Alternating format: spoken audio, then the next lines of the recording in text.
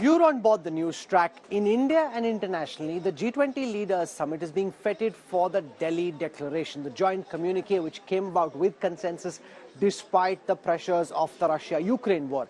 But one section of the Indian opposition is raising questions around the cost of the G20 summit, and they're banding about the figure of 4,100 crores. Now, this 4,100 crore rupee figure is misleading because it includes not just the actual operational expense of organizing the G20, but also the capital expense involved in building the Bharat Mandapam, which is an asset that will last much longer than just this one G20 summit, and therefore displays complete financial illiteracy and a misplaced sense of how costs are actually allocated. Our fact-check desk with this report.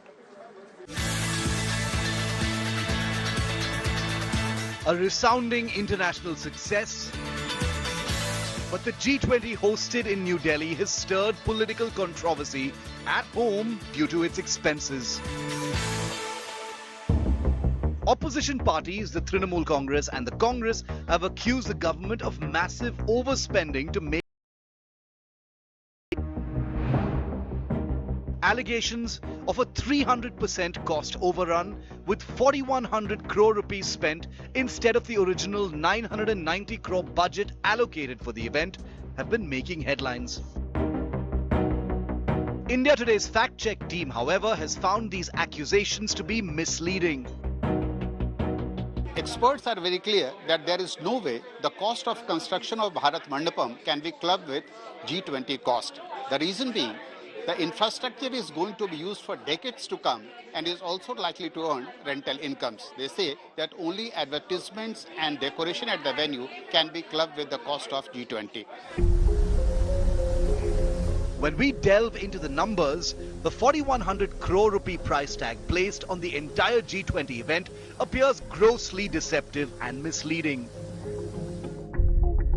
According to several media reports, the centre allocated over 990 crore rupees towards organising the event under India's G20 presidency. But a tweet by Union Minister Meenakshi Lekhi on September the 4th seems to have sparked the controversy. She shared a document titled City Improvement in the Area primarily used by G20 delegates, which totaled around 4,110 crore rupees. Upon closer examination, however, India Today's fact-check team found that 88% of the total amount mentioned in the document actually went into building permanent infrastructure.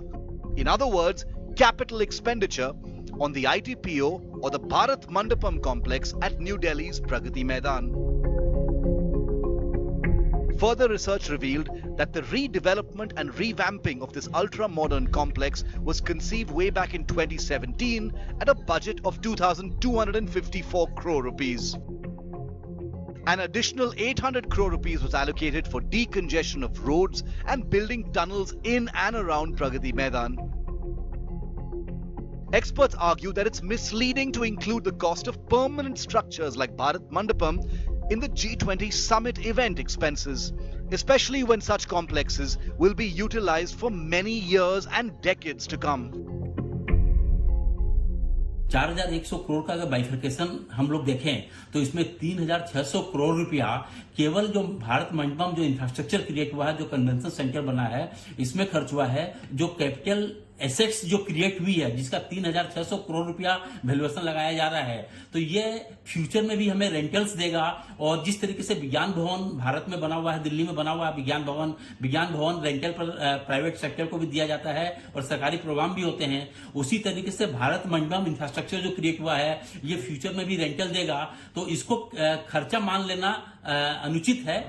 The G20 Sherpa, Amitabh Kant, insists that the actual spending is even lower than the approved budget and that the government will soon release the actual figures. It is being compiled by our logistic division. Everybody will get to know what is the expenditure.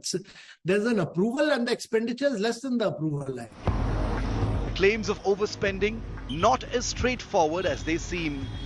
The full picture of G20 expenses will become clear once the official breakdown is released in totality. With Balkrishna, this is India Today's Fact Check team.